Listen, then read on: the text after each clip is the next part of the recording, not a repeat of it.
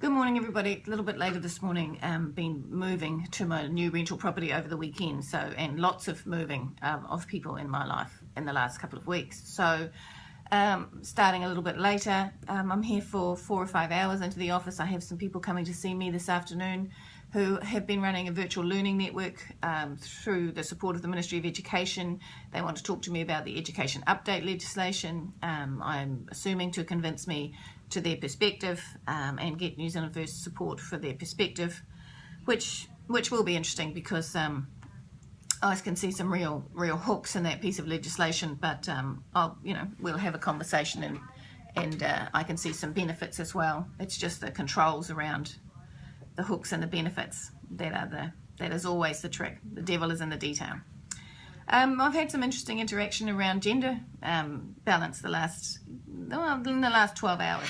I think it's really interesting, and I'm in that place where lots of women find themselves when they raise the issue about gender balance in imagery, or raise the issue about gender balance inside the workplace or in other areas of society.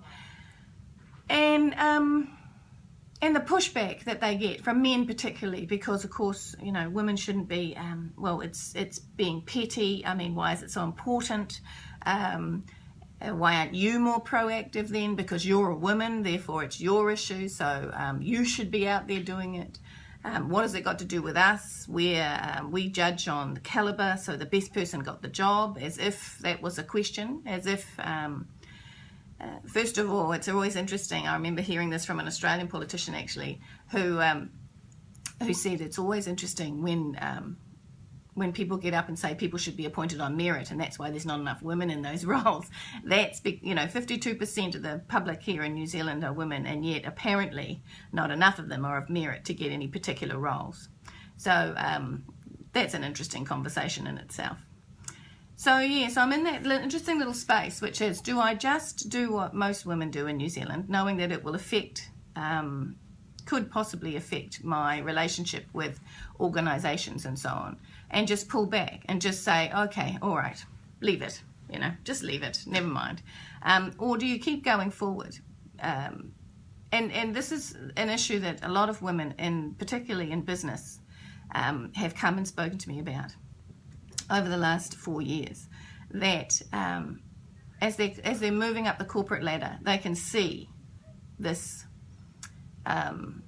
bias inside the organisations that they're in. But if you make any noise about it, you're being petty, you're being silly, you're being annoying, and why don't you do something about it then?